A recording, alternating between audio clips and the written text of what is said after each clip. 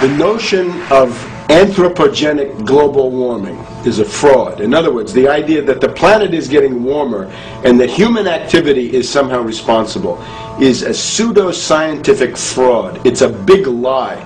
It's a monstrosity. Remember the Nazis, they had race science, race hygiene. They said Aryan blood is different from any other kind of blood.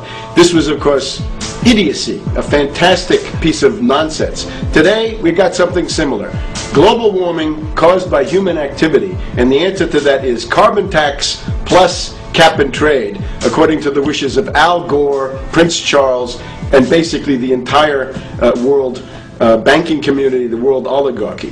What they're trying to do with that is to perpetuate the current system where bankers rule the world, financiers rule the world, and the rest of us get the crumbs from the table. But remember, if you try to put on cap and trade and a global warming carbon tax with the idea that you're going to save the polar bears, what you're going to do is destroy human society.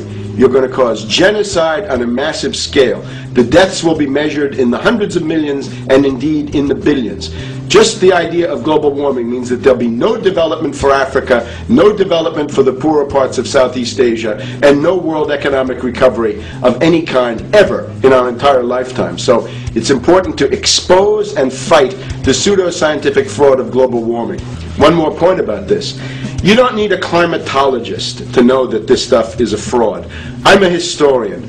I can tell you, in the last 1,000 years, we had a period of very warm temperatures called the medieval warm period, where all kinds of grapes and semi-tropical stuff was growing very far into the northern hemisphere. That was about 1100, 1200. It happened to correspond with an all-time maximum of sunspots. Right now, we can say that we're going into another maximum period where there'll be some warming, but we're well within the limits of the medieval warm period. About 1600 to 1650, there was an ice age in northern Europe. The North Sea was filled with ice. The German and Dutch ports and the English ports were filled with ice.